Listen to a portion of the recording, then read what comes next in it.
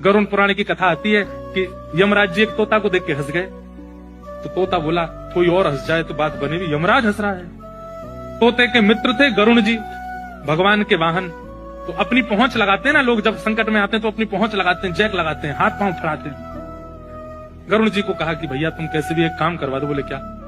ये यमराज जी मुझे देख के हंस गए हैं, मुझे लग रहा है अब मेरे जीवन के दिन 4 बचे।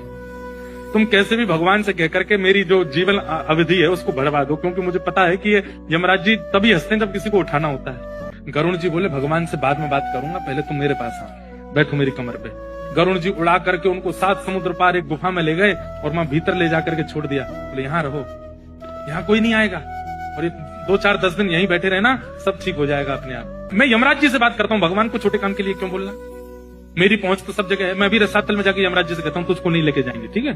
तोता बड़ा खुश। यमराज जी के पास गए सीधे गरुड़ जी बोले आइए आइए। कैसे आए? बोले हम बस एक बात कहने आए हैं, फिर हमको जाना है वैकुंठ।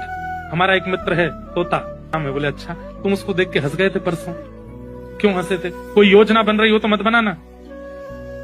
अच्छा, उस वन के तोते के बारे में? बोले हाँ, मैं तो उसको देख के इसलिए हंस गया था, मैंने कि देखो कैसे कर्म की विधि, ये अभी यहाँ बैठा है और इसकी मृत्यु 7 समुद्र पार एक गुफा में बिल्ली के खाने से होगी, और मैं ये सोच के हंस रहा था कि ये 7 समुद्र पार पहुंचेगा कैसे। तभी यमराज जी बोले देखो देखो आ गया। पीछे देखा तो उस तोते की आत्मा आ रही थी, मर गया।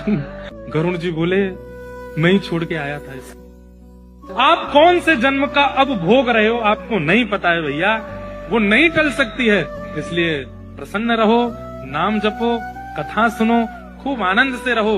इस बात का दोष मत दिया करो कि हम इतना अच्छा करते हैं, हमारे साथ बुरा क्यों होता है।